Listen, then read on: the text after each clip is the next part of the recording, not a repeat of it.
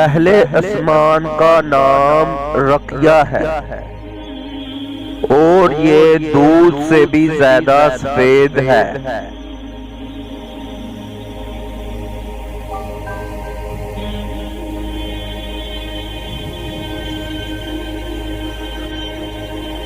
दूसरे आसमान का नाम है फीतोम या माऊन है और ये ऐसे लोहे का है जिससे रोशनी की शुआएं फूटती हैं।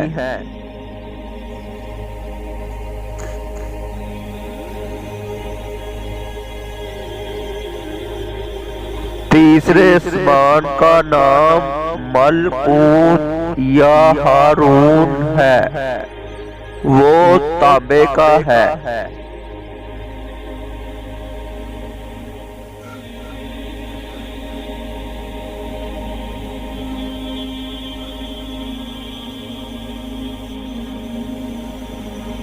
चौथे आसमान का नाम ज़हरा है और वो आंखों में खैर की पैदा करने वाली सफेद चांदी से बना है।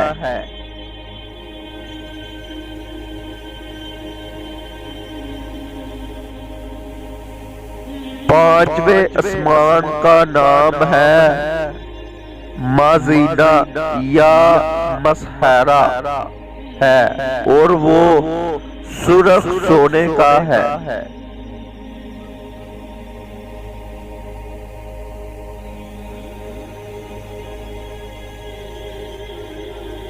छठे आसमान का नाम है खालसा है और वो चमकदार मोतियों से बनाया गया है।